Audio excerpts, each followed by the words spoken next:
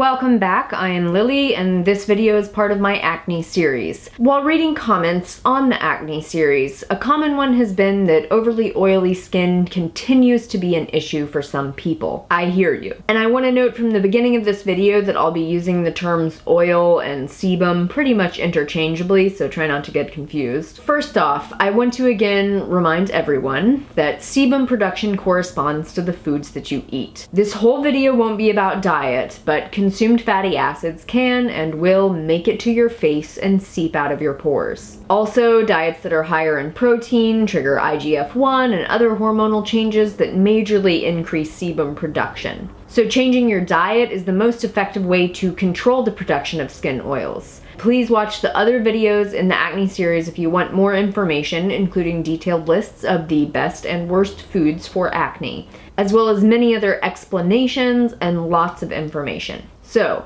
I have been paying attention to the comments section, and yes, I have seen comments asking about skin that continues to be oil prone even after a dietary switch. That could be due to a genetic predisposition that affects your fatty acid metabolism. It could be due to the particularly fierce hormonal fluctuations of teenagehood.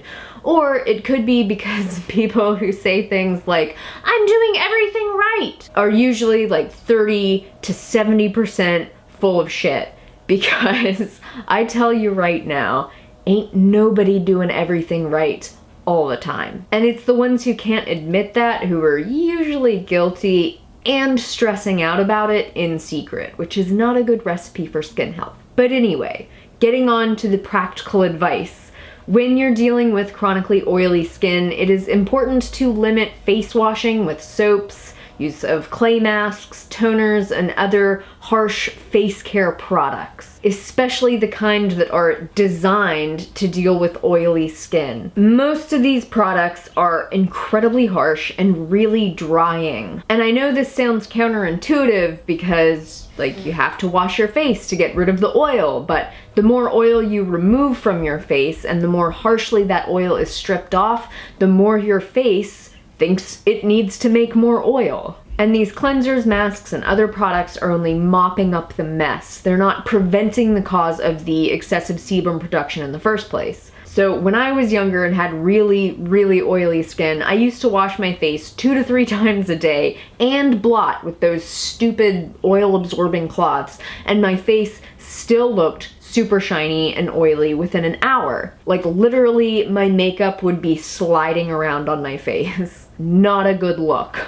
And I was so scared to stop using soap on my face because I thought my skin would explode into acne as it had in the past if I had forgotten to wash my face. But instead of using soap, I switched to using warm water and a rough scrubbing cloth, like this nylon scrubber that you can buy at most health food stores or online. And I still do this scrubbing twice a day to prevent the buildup of dead skin cells which clog pores. And it took a few weeks for oil production to slowly decrease, but after about a month of exfoliation only, combined with a low-fat diet and drinking plenty of water, I was honestly shocked at how much better my face had gotten. A lot less oil and definitely fewer pimples and blackheads than before. I know that some people may be dealing with a genetic predisposition, or your skin may not be changing fast enough for your liking, so there are a couple more options besides taking Accutane or an equivalent drug to reduce sebum production. If you know me, you know that I am not a fan of isolated nutrient supplementation, as it can cause unpredictable side effects immediately or down the road. But that is even more true of drugs like Accutane, so I figured that isolated nutrient supplementation is better than Accutane. So a slightly more natural alternative is to take pantothenic acid, aka vitamin B5, which is a water-soluble vitamin. Taking vitamin B5 increases the metabolic breakdown of fats in our cells by increasing the amount of coenzyme A in our bodies, which means that excess oil is metabolized instead of being pumped out through our skin, and thus our sebaceous glands end up producing less sebum, which theoretically equates to fewer acne breakouts. The suggested dosage of the B5 is massive, with some recommendations being as high as 4 to 12 grams per day, which means the only reasonable way to take this is through pantothenic acid powder. I think it's wise to start out at the lowest possible dose, around like 1 or 2 grams per day, and spread that out over as many doses as possible. 4 doses per day should be fine. Just make sure that you take your dose with a large glass of water or with a meal. If you don't notice a difference in your skin, you can slowly increase the dose and see how much you need. Like I said, some protocols have people on like 12 grams a day, which I think is completely insane. But as you increase your dose, once you find the dose that works best for you, you can keep taking that for up to a couple of months. But after that time, I think it's really wise to reduce your dose to as small a dose as possible to try to maintain the new balance of skin oil that you've achieved. And once you feel like you're in a good place, I would actually advise just weaning yourself off of the B5 altogether. Hopefully by then, the dietary and hygiene changes that you've made will have shifted your body's production of skin oils anyway, so you won't really need the B5 anymore, because please remember that high doses of isolated nutrients affects how our bodies process other nutrients, and specifically in this case, high levels of B5 can deplete your other B vitamins, which isn't good for your overall health or your skin health. So I did actually try this protocol when I was 15, and I did notice that my skin dried up a lot.